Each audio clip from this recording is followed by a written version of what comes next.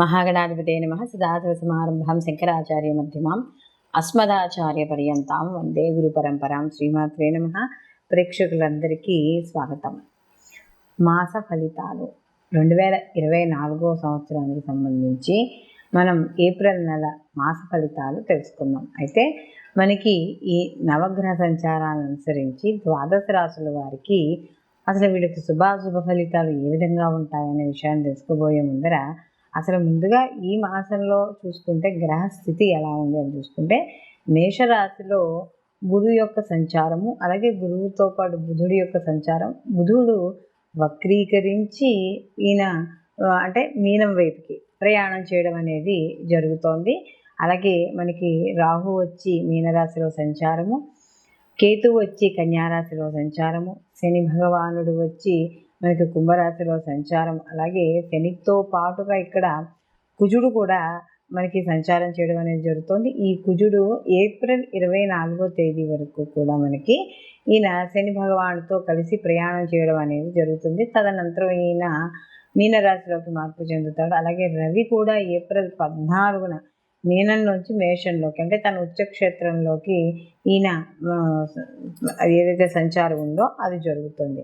అలాగే శుక్రుడు కూడా ఇప్పటి వరకు ఆయన ఉచ్చస్థితిలో ఉన్న ఆయన కూడా ఏప్రిల్ 25వ తారీఖున మీనంలోంచి మేషంలోకి సంచారం చేయడం అనేది జరుగుతోంది.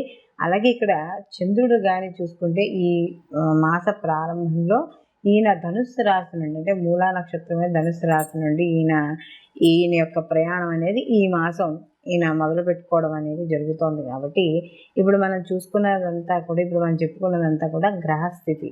ఈ మాసంలో ఈ గ్రహాల యొక్క స్థితిగతులను బట్టి వీళ్ళకి శుభాశుభ ఫలితాలు ఏ విధంగా ఉంటాయి అనే విషయాన్ని తెలుసుకుందాం. మీనరాశికి రాశ్యాధిపతి వచ్చి గురువు. మీనరాశిలోకి పూర్వభాద్ర 4వ పాదము, ఉత్తరాభాద్ర 1, 2, 3, 4 పాదాలు, అలాగే రేవతి 1, 2, 3, 4 పాదాలు మనకి ఈ యొక్క మీనరాశిలోకి వస్తాయి. అయితే మీనరాశిలో రాహు యొక్క సంచారం సప్తమ స్థానం అంటే జన్మరాశిలో సప్తమ స్థానంలో కూడా వీళ్ళకి కేతువు యొక్క సంచారం అనేది నడుస్తోంది. అయితే ఇక్కడ ఈ రాశిలో శుక్రుడి యొక్క సంచారం కూడా నడుస్తోంది రాహుతో పాటు. శుక్రుడికి మీనరాశి అనేది ఉచ్చస్థితి. అయితే ఇక్కడ వీళ్ళకి చతుర్థాధిపతి అయిన బుధుడు వీళ్ళకి ద్వితీయంలో ఉండి గురువుతో కలిసి దాని తర్వాత ఈ బుధుడు ఏం చేస్తున్నాడంటే వక్రీకరించి ఈయన జన్మలోకి ప్రయాణం చేయడం అనేది జరుగుతోంది. కాబట్టి ఇక్కడ వీళ్ళకి సప్తమ స్థానంలో శని భగవానుడి యొక్క కుజుడు యొక్క సంచారము కాస్త కొంచెం మధ్యలో కొంత వ్యతిరేక పరిస్థితులు కావచ్చు, కొన్ని వ్యతిరేకమైన అంటే ఏదైనా ఎవరితోనైనా మాట్లాడినా కూడా అది వ్యతిరేకంగా రావడం కావచ్చు, ఇలాంటివి వస్తూ ఉంటాయి. అలాగే ఎప్పుడైతే వ్యయస్థానంలో కుజ శనుల యొక్క కలయిక నడుస్తుందో సహజంగా వ్యయస్థానం ఏం చెప్తోంది మనకి ఖర్చు, హాస్పిటలైజేషను, అలాగే మనకి ఏదైనా ఇన్వెస్ట్మెంట్లో పెట్టినప్పుడు వచ్చే లాభ నష్టాలు ఇవన్నీ కూడా మనకి సూచించడం అనేది జరుగుతుంది. కాబట్టి తప్పనిసరిగా ఈ శని కుజుల యొక్క కలయిక ఏదైతే ఉందో దీనివల్ల అందులో ముఖ్యంగా శుక్రుడు కూడా కలిసి ఉండడం జన్మలో ఇవన్నీ ఉన్నాయి. కాబట్టి కాస్త స్త్రీల విషయాల్లో జాగ్రత్తగా ఉండడం, ఆర్థికపరమైన విషయాల్లో వాటిల్లో కూడా కాస్త అనుకూలంగా ఉండడం అనేది జరుగుతుంది. అలాగే సంతానపరమైన కూడా ముఖ్యమైన శుభవార్తలు అనేవి కొంత వీళ్ళు వింటారు. అలాగే ఎవరైతే క్రియేటివిటీ రంగాలు, రాజకీయం, తెలివితేటలు ఇవన్నీ ఉన్నాయో వాళ్ళందరికీ కూడా అనుకూలంగా ఉండడం అనేది జరుగుతుంది. అలాగే ఇక్కడ ఏ స్థానంలో 2 పాపగ్రహాలు అనేవి ఉన్నాయి కాబట్టి ఖర్చులు అధికంగా ఉంటాయి. ఇన్వెస్ట్మెంట్ చేసేటప్పుడు దూర ప్రయాణాల విషయాల్లో కూడా కాస్త జాగ్రత్త వహిస్తూ ఉండాలి. ఎందుకంటే ఇక్కడికి వచ్చేటప్పటికి నవమాధిపతి అయిన కుజుడు వీళ్ళకి ముఖ్యంగా నవమాధిపతి అయిన కుజుడు వీళ్ళకి శని భగవానుడితో కలిసేది కాబట్టి నవమస్థానం అనేటప్పటికీ భాగ్యస్థానం, పూర్వపుణ్యస్థానం, తండ్రికి సంబంధించిన స్థానంగా చెప్తాం. కాబట్టి ఇక్కడ ఇన్వెస్ట్మెంట్లు, తండ్రి, కాస్త దూర ప్రయాణాలు, విదేశీయానం ఇవన్నీ చెప్తాం. కాబట్టి ఎవరైతే దూర ప్రయాణాలు చేస్తున్నారో వాళ్ళు కాస్త జాగ్రత్త వహిస్తూ ఉండడం అనేది మంచిది. అలాగే ఉద్యోగ అవకాశాలు వాటి కోసం కూడా ఆన్లైన్లో వాటిల్లో చేయడం ఇలాంటివి కూడా మనకి కనబడుతూ ఉంటాయి. అలాగే వీళ్ళకి సప్తమాధిపతి అయిన ఈ యొక్క బుధుడు ఎవరైతే ఉన్నాడో ఆయన ద్వితీయ స్థానంలో వక్రీకరించాడు, అంటే కుటుంబ స్థానంలో వక్రీకరించాడు. అందులో ఆయనే సప్తమాధిపతి అయ్యాడు. కాబట్టి వివాహానికి సంబంధించిన విషయాల్లో వాటిల్లో కాస్త జాగ్రత్తలు తీసుకుంటూ ఉండాలి. అలాగే ముఖ్యంగా ఇక్కడ విద్యార్థులు కూడా వాళ్ళకు అనుకూలంగానే ఉంటుంది. మొత్తానికి ఎవరైతే హైయర్ ఎడ్యుకేషన్ వాళ్ళు చదువుతున్నారో, దూర విద్య, విదేశీ విద్య కోసం టికెట్లు అవే ఈ ఏవైతే స్కాలర్షిప్స్ అవన్నీ చూస్తున్నారో వాళ్ళకి ఆలస్యమయ్యే అవకాశం అనేది ఇక్కడ కనపడుతోంది. మొత్తం మీద ఈ రాశి వారికి కానీ చూసుకుంటే రాజకీయ రంగంలో ఉన్న వాళ్ళకి, సినీ కళా రంగాల్లో ఉన్న వాళ్ళందరికీ అనుకూలంగా ఉంటుంది. విద్యార్థులకి సామాన్యంగా ఉంది. ఆర్థికపరమైన విషయాల్లో మధ్యలో జాగ్రత్త తీసుకుంటూ ఉండడం అనేది చెప్పదగ్గ సూచన. అలాగే వీళ్ళు ఈ యొక్క భాగస్వామి వ్యాపార విషయాల్లో వాటిల్లో కూడా కొంత ప్రతికూల ఫలితాలు కనపడుతూ ఉండడం అనేది జరుగుతుంది. మొత్తం మీద ఈ రాశి వారికి, మీనరాశి వారికి మొత్తం ఈ మాసం మొత్తం అంతా కూడా వీళ్ళు లక్ష్మీ నరసింహస్వామి ఆరాధన చేసుకోవడం, లేదా ఆయనకు సంబంధించిన గుడికి వెళ్ళడం, హనుమాన్ చాలీస పారాయణ చేయడం, నిత్యము గోసేవ చేసుకోవడం, సాధ్యమైనంత వరకు గోసేవ చేసుకుని దానికి ఎంతో కొంత ఆహారం పెట్టడం ద్వారా కొంత ప్రతికూలమైన ఫలితాలు తగ్గి అనుకూలమైన ఫలితాలు పొందడం అనేది జరుగుతుంది. అయితే మనం ఇప్పుడు ఏ రాశికి ఆ రాశికి సంబంధించిన ఫలితాలు అనేవి చెప్పుకుంటున్నాం. మనం ప్రతిసారి చెప్పుకున్నదే ఈ గోచార ఫలితాలతో పాటుగా జన్మజాతక ఫలితాలు కూడా ఎప్పుడు పరిశీలనలోకి తీసుకోవాలి అని. కారణం దేనికంటే ఒక్కోసారి గోచారంలో అంటే మన జన్మజాతకంలో ఉన్న గ్రహస్థితిలే మనకి గోచారంలో కూడా కనపడడం అనేది జరుగుతూ ఉంటుంది.